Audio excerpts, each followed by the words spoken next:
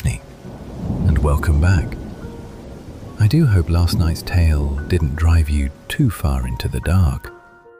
But if it did, well, I can't promise tonight's won't leave you searching quickly for the next exit, where neon motel signs hum against the horizon and gas station lights glow like false beacons of safety. Because out here, beyond the comfort of those flashes, the freeway stretches on forever, a ribbon of black asphalt unspooling into the night, its lanes glowing faintly beneath the press of headlights. So come with me now, up and onto the labyrinth of highways that stitched California together in the late 1970s and early 1980s. Roads that carried more than travelers, more than cargo, more than weekend wanderers heading north or south.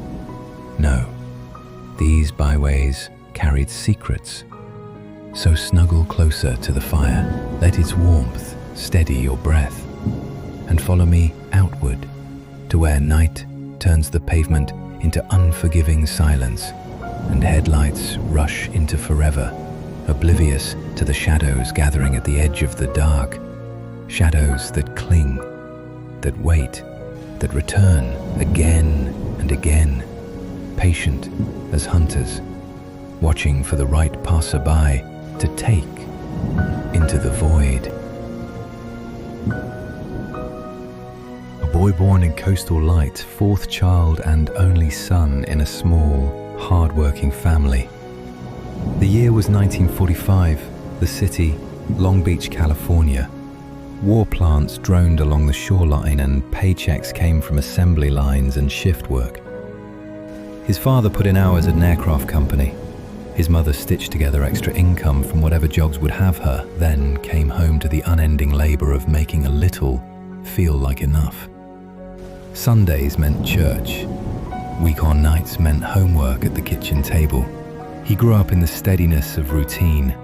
Chores, quiet, small congratulations for good grades. In 1948, the family drifted a few miles inland to Midway City in Orange County, settling into a modest wood frame house his father renovated room by room. The sky felt bigger there. Orange groves still ran in disciplined rows. At school, he did well. Neat handwriting, quick mind, a student who sat straight and finished early. Teachers put him in accelerated classes. His mother joined the PTA. He watched how adults looked when they were listening and copied the expression exactly. Adolescence sharpened his edges without making him stand out. At Westminster High School, he was pleasant, bright, reliable, an A student with a tidy notebook and a future that looked both ordinary and promising. He loved politics the way other boys loved engines, platforms, debates, the architecture of ideas. With two friends, he founded the World Affairs Club, the earnest kind that thrived under fluorescent lights after school. He dated occasionally, nothing to feed a rumor mill. He blended in because he knew how. Randy graduated in June of 1963, 10th in a class of nearly 400, high enough to be proud, not so high as to invite a spotlight. That fall, he walked beneath jacarandas and brick archways at a small men's college in Claremont, studying economics, the language of columns and balance of inputs and outputs that makes sense on paper. He joined ROTC. He turned out for Vietnam-era rallies and in 1964 waved signs for a conservative cause before deciding later that he'd been trying on his parents' beliefs to see if they still fit. College widened the lens. Certainty gave way to questions. By senior year, he was registering as a Democrat, stuffing envelopes for a different campaign, filing away the quiet pride that comes when someone in authority remembers your first name. He learned that identities can pivot without cracking. The trick is to keep your composure while you turn. Meanwhile, other parts of himself looked for air. He tended bar at night in Garden Grove, in a lounge that welcomed men like him at a time when most doors did not. He learned the coastal roads, Laguna, Huntington, where neon felt kinder and the ocean could swallow a secret. He brought male friends home to meet the family, half confession, half test, gauging each reaction with that same careful listener's face. There were missteps, a detention for lewd conduct after a clumsy approach to an officer working undercover. With no record and no warrant, the matter dissolved. He lowered his head and kept moving. He didn't finish college on time. All-night poker, a lazier transcript, a course that needed repeating, senior year missteps that pushed the tassel 8 months late. He finally graduated with a bachelor's in economics, then traded mortarboard for uniform and enlisted in the Air Force. Texas for basic training, and then the Mojave, Edwards Air Force Base, supervising the painting of test planes that stitched contrails across the hard blue sky. He rose to airman first class. He kept his quarters neat, his tone respectful, his ambitions practical. He came out to his family that year. It went the way those conversations often went then. Anger in one room, measured disappointment in another, silence afterward while time did what time can do. In July of '69, he disclosed his orientation to his superiors. The discharge that followed was stamped General Medical, the paperwork language of a door closing quietly.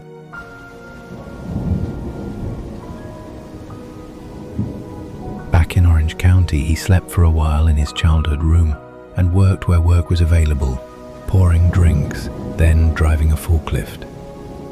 In 1971, he enrolled at Cal State Long Beach to pursue a teaching credential, a plan that looked good on paper because it gave every day a schedule. He made friends in lecture halls. He began a relationship that had the shape of a future. Apartments changed. The kettle kept its appointed hour on the stove. In the years that followed, he moved into a more technical world, computers, logic, the relief of systems that return the same answer every time you ask the same question. The work suited him. Colleagues later remembered patience, tidiness, reliability. Neighbors remembered a man who remembered everyone's name. He borrowed sugar and returned it with cookies. He replaced the hallway bulb, no one else would. He had a talent for the soft joke that ends a conversation gracefully at the door.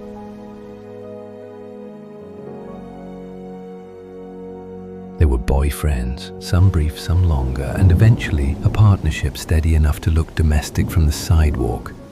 Shared rent, shared routines, counseling sessions when the weather in the apartment turned strange.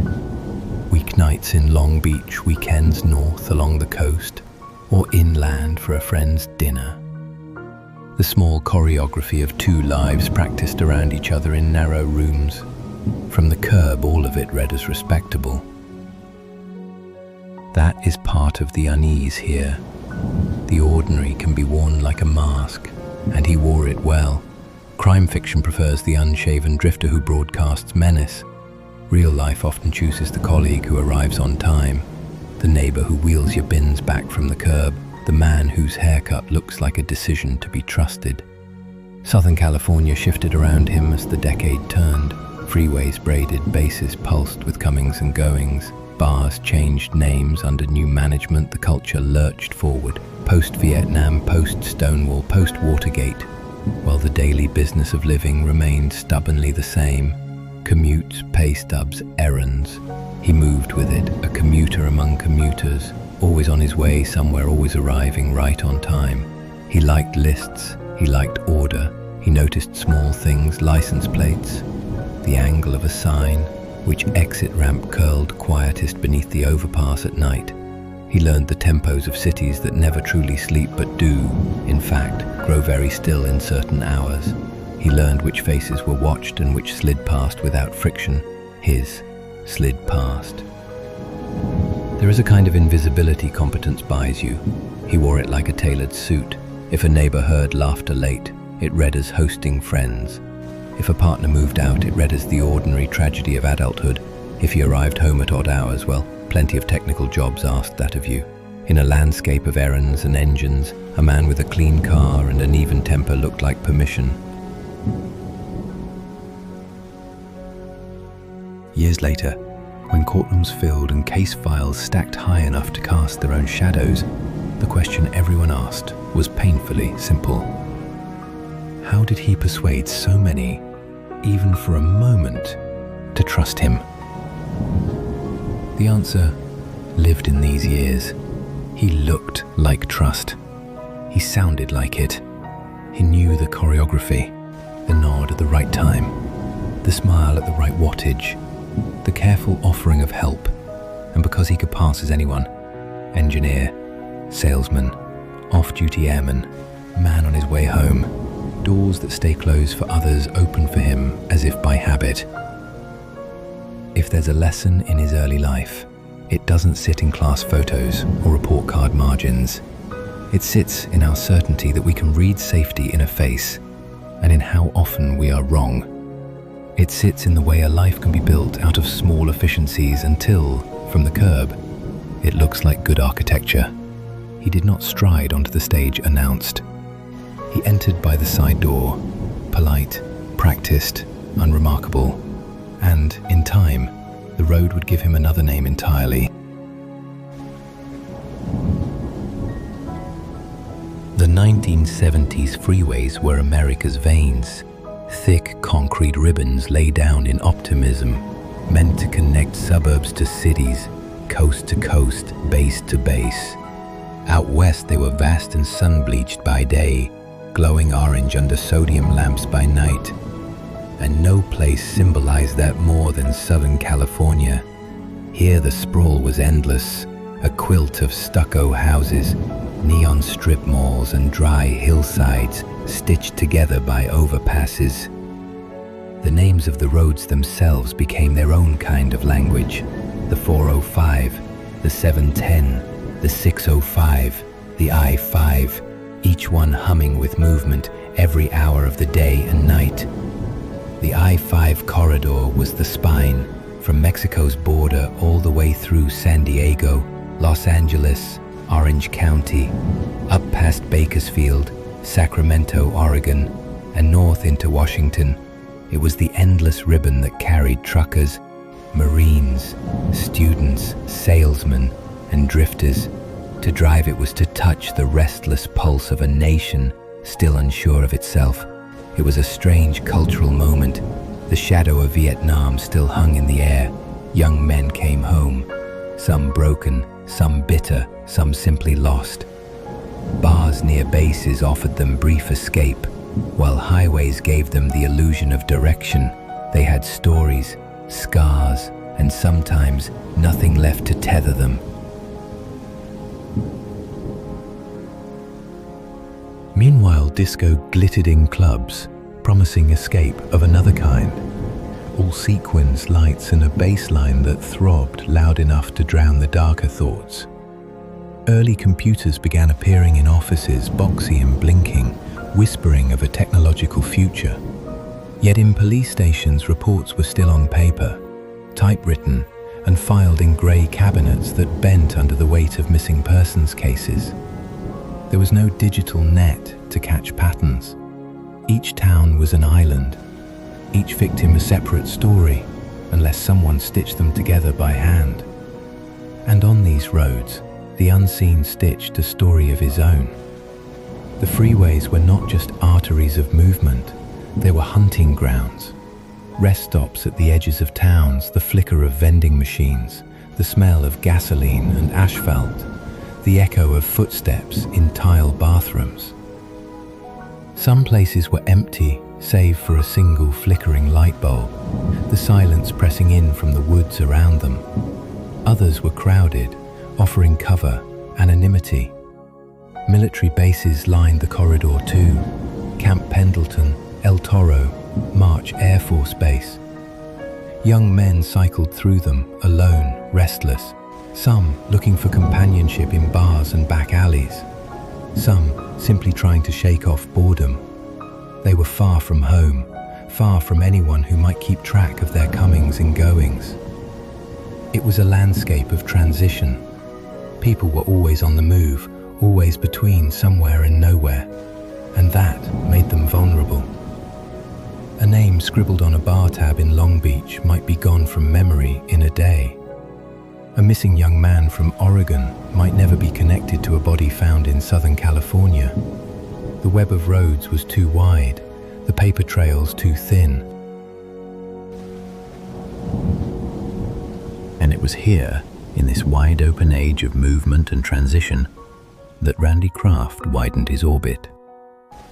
While the outside world saw nothing different, his darkness stirred unchecked.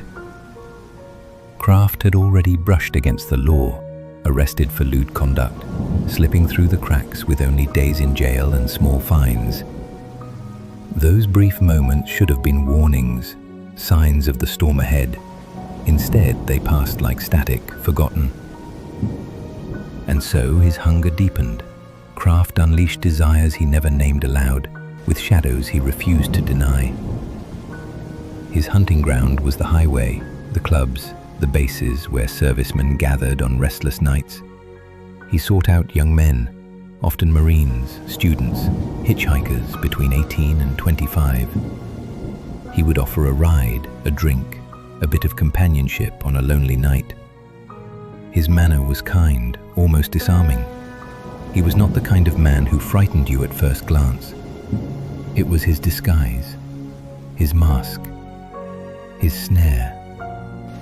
Once in his car, the trap closed.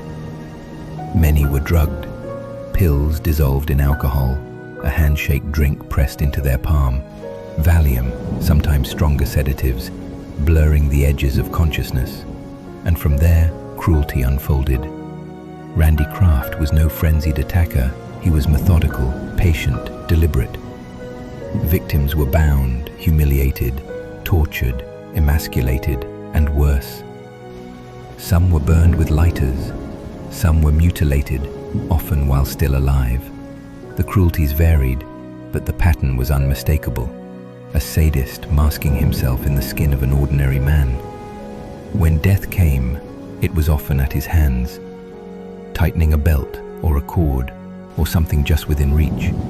Strangulation was his signature, as if he wanted the final act to be as personal as the deception that began it. And still, the mask held. Kraft went to work each day, programming computers for aerospace companies. He traveled for his job, carrying his crimes and his signature across counties, across states. His neighbors saw a polite man with steady work. The highway and byways, the broken bodies he discarded along the way. His friends described him as ordinary, even pleasant. The dead saw the monster even nightmares couldn't produce.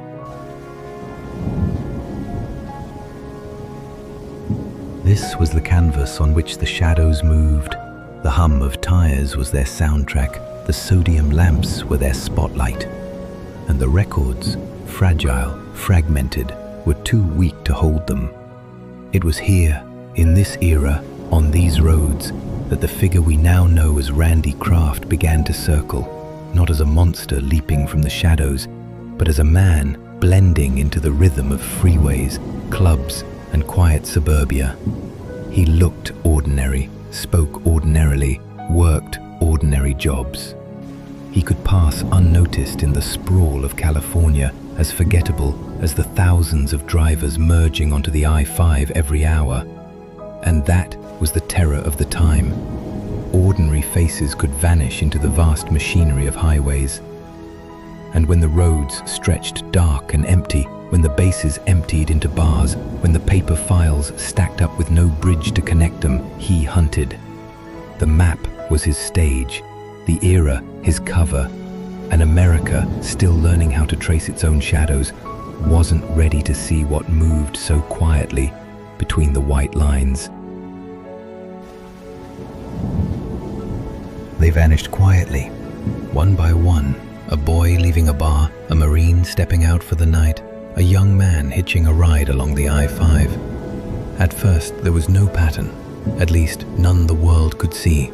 Each disappearance was its own small tragedy. A family waiting at the window, a bed left unmade, a call unanswered. Police in one town would take the report, file it, make a few calls. Maybe it was a runaway, they thought. Maybe a misunderstanding. Young men drifted, after all. They had restless blood, and the world in the 1970s was full of motion. And so the names accumulated like whispers, scattered, unlinked, lost in the cracks between cities. Because the machinery of justice in that era was slow, jurisdictions were islands, each police department keeping its own files, each investigator with his own stack of paper. Missing person reports in Los Angeles rarely touched the desks of detectives in San Diego. A body found in Oregon might not be compared with a disappearance in Long Beach. Computers were not yet woven into the fabric of investigations. No database hummed with connections. The puzzle pieces lay in 1,000 drawers, waiting for a hand that would not come. And in that silence, he moved.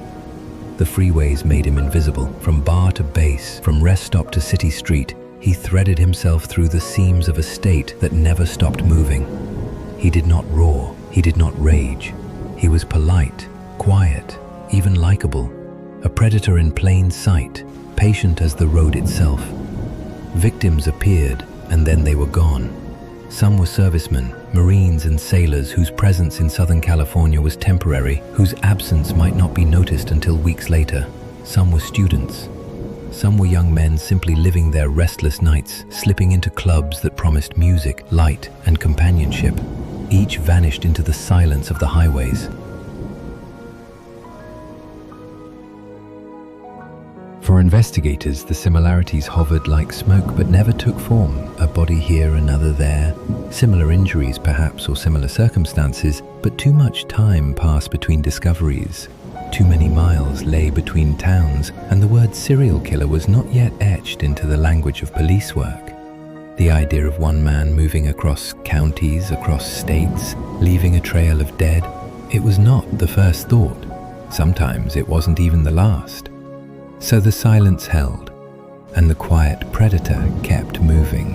Years later, when his car was searched, investigators would find a spiral notebook. Plain, ordinary, the kind that might have carried shopping lists, or the names of clients or phone numbers. But this notebook was different. Its pages carried a list. Nearly 70 short phrases and names, written in a code only he seemed to understand. It would be called the Scorecard. No one could say for certain what each line meant. Some seemed to match known victims. Others remained and remain still indecipherable. Nicknames, cryptic notes, fragments of a tally. Investigators believe it was his ledger, a private map of his own shadows, a record of those who had vanished into his orbit.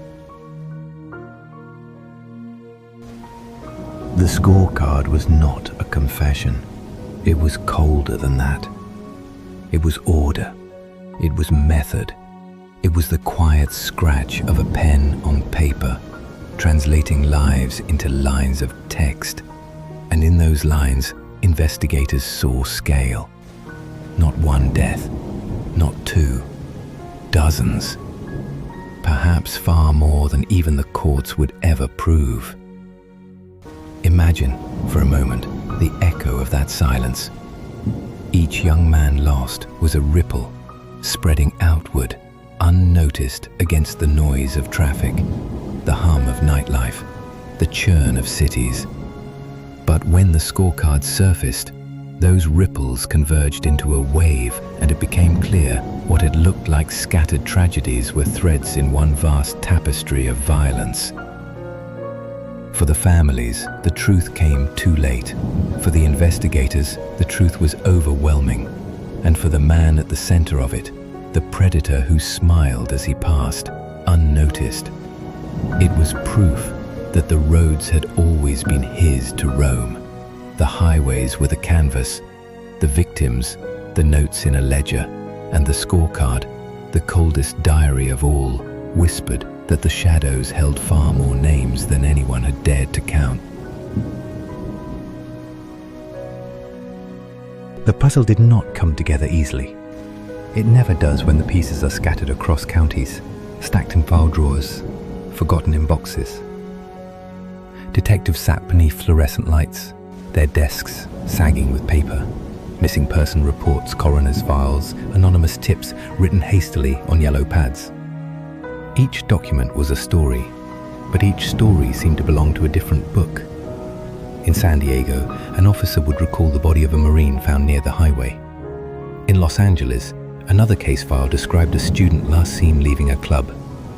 Up the I-5, Oregon State Police logged the discovery of another young man, his name unknown, his life reduced to case number. The cases looked like strangers, and in that era strangers did not yet sit easily at the same table. Jurisdictional walls stood high. One sheriff's office did not call another unless the evidence forced their hand. A detective in Orange County might hear of something in San Bernardino, but by then the trail was cold, the names faded. Cooperation existed, but it was slow, human, bound by phone calls that rang unanswered and letters carried in the mail. So the puzzle lingered, unsolved, and the predator moved on free in the silence between the islands of law. But patient hands did begin to stir. Forensics, still young and imperfect, began to trace faint lines between the cases. Fibers pulled from clothing, tire tracks in dust, trace chemicals that clung like whispers. They did not shout guilt, they did not sing names, but they whispered possibility, a hint that one man's orbit might stretch wider than anyone imagined. Detectives compared notes, sometimes by accident, sometimes out of desperation. A stray detail in one case echoed a detail in another. A victim's profile matched another's too closely to ignore. Slowly, almost reluctantly, the shadows began to overlap. It was like chasing smoke. Every time a detective thought he saw a pattern, it shifted, dissolved, blurred into coincidence. But persistence kept the hunt alive. Files were pulled again, photos laid side by side, maps unfolded, pins pressed into them, highways stretching between red dots. And in those quiet hours, midnight shifts, coffee cooling on a desk, rain tapping against the station window, a different kind of determination grew. The predator was clever, but he was not invisible. Not forever. The accumulation of bodies had become too heavy. Newspapers began to murmur about clusters of young men gone missing, bodies found in similar places. Families demanded answers. Reporters asked questions the police could no longer shrug away. Pressure rose. And in Orange County, that pressure began to crystallize into patience. Detectives leaned on procedures, slow, deliberate, exacting. They filed, they logged, they tracked vehicles seen near scenes, they circled names, they checked alibis. It was not the quick flash of revelation, it was the grinding persistence of men unwilling to let silence have the last word. A predator might thrive in the gaps between jurisdictions, but those gaps were narrowing. The smoke was beginning to take shape. The quiet predator could not have known it then, but time was no longer his ally. Patience, once his shield, had shifted sides. Now it belonged to the investigators, who built the puzzle piece by piece, stranger by stranger, until a faint picture began to emerge. The net was tightening. Slowly, inexorably, and as it did, the roads that had once carried him so freely began to hum with a different kind of tension. Not the sound of freedom, but the whisper of pursuit. The end did not come with a raid, or a chase, or a flashing headline.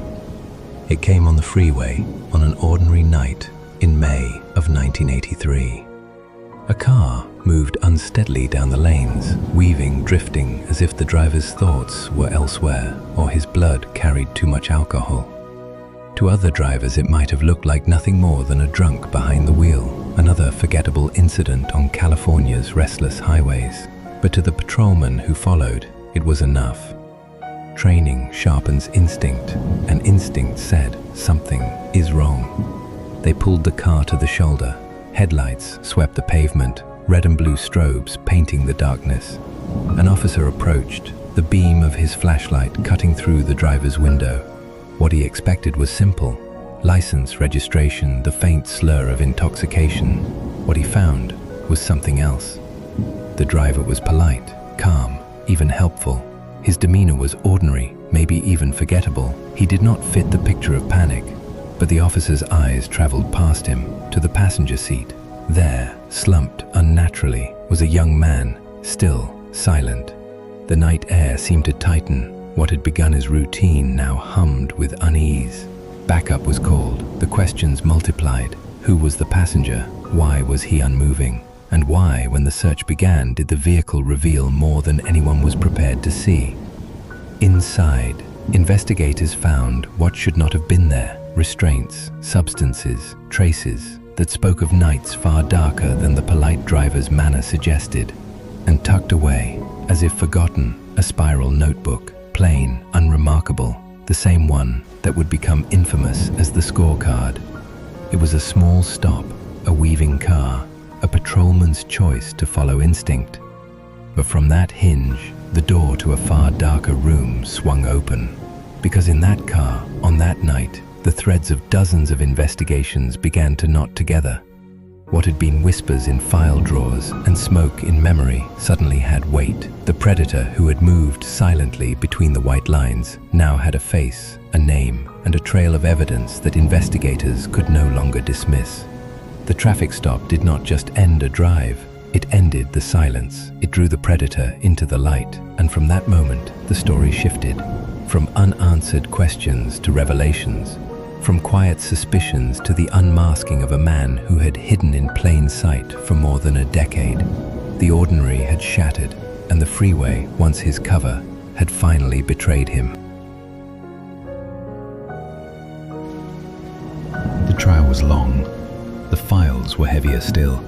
In the months after the traffic stop, investigators pieced together a case that stretched across counties, across states, across more than a decade of silence. What they found was staggering. Evidence that spoke of ritual, of order, of a quiet predator who had used highways as his hunting ground. When the court convened, the air carried a different kind of weight. It was not the rush of headlines, though the press filled every seat. It was the gravity of names. 16 of them, etched into the record. 16 young men, their lives taken, their stories cut short. The trial ended in conviction. 16 murders proved beyond doubt. Each case threaded carefully through the testimony, the exhibits, the haunting presence of that spiral notebook. The scorecard had become a symbol, a riddle half solved, its phrases aligned with some names, its mysteries still unsolved for others. But even as the judge's gavel fell, even as the sentence locked him away, questions lingered. 16 was the number that could be proved, but investigators believed there were many more. Dozens of unsolved cases across California, Oregon, even Michigan bore shadows that looked too familiar to ignore. Young men whose disappearances mirrored the pattern, whose remains suggested the same quiet cruelty. Their families sat in court, some listening, some simply watching, knowing their loved one's name was not among the 16. Their grief was the grief of silence, of never knowing, of never hearing the closure of a conviction tied to the one they had lost. The scorecard, with its nearly 70 lines, whispered of scale. Some entries matched names investigators knew, others remained indecipherable. Strange codes, cryptic words, the shorthand of a single mind.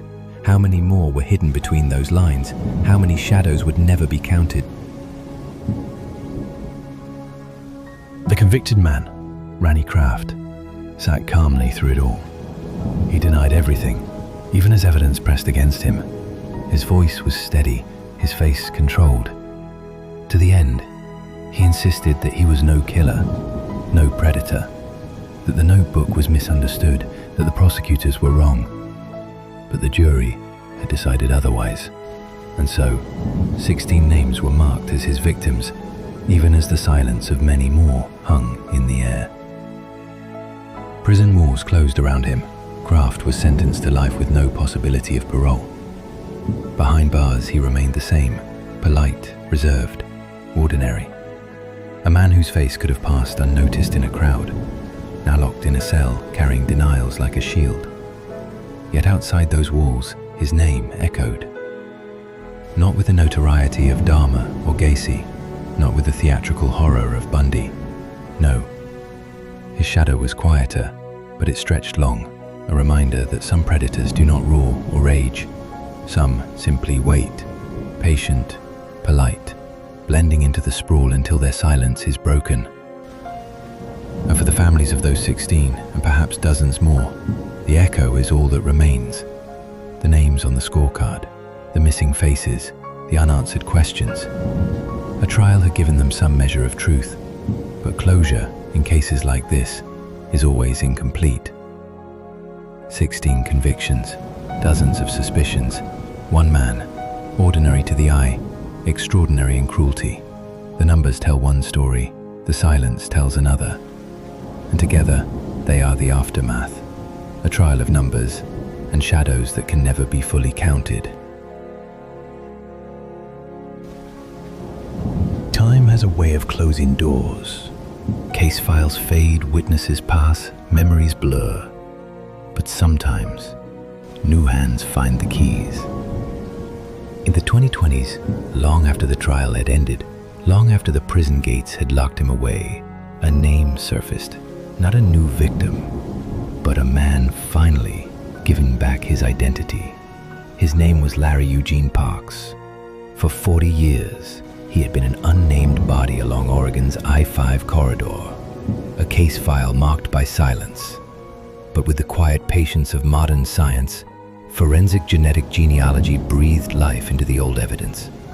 Tiny fragments of DNA, once useless, now matched against databases, weaving family lines, connecting branches, narrowing down until a truth long buried surfaced. Larry was 24 years old when he vanished. A son, a brother, a man whose absence had left a wound his family carried without answers. For decades, they did not know where he had gone, only that he had not come home. His life had become a number, a cold case, and then, in a lab filled with humming machines and glowing screens, the silence broke. His name returned. His family could say it again, not as a question but as an answer. Investigators listed Randy Kraft as the lone person of interest in Larry's death. They could not take it to trial. Too much time had passed, too many links dissolved. But in the quiet language of police reports and family grief, the implication was clear. The predator's shadow had touched him too. The tally grew. Not officially, not in a courtroom, but in the unspoken ledger of truth. And this is what lingers. Even now, the scorecard may never be fully solved. The names may never all be counted. But science keeps peeling back the dark, one match at a time. One family brought from silence into sorrowful knowing. The highways that once hid him, allowed him to drug, torture, and rape his victims, now betray him, mile by mile, case by case. The shadows he left behind are not as safe as he might have believed. And so, decades later, the story is not finished. Each new name confirmed, each new connection drawn, is another crack in the quiet mask he wore. Another reminder that time, patience, and science will not forget. Larry Eugene Parks was not just another line on a list. He was a man, he had a life, and after 40 years, his name was spoken again. The scorecard may remain a riddle, but the truth keeps bleeding through. One line, one match, one shadow at a time.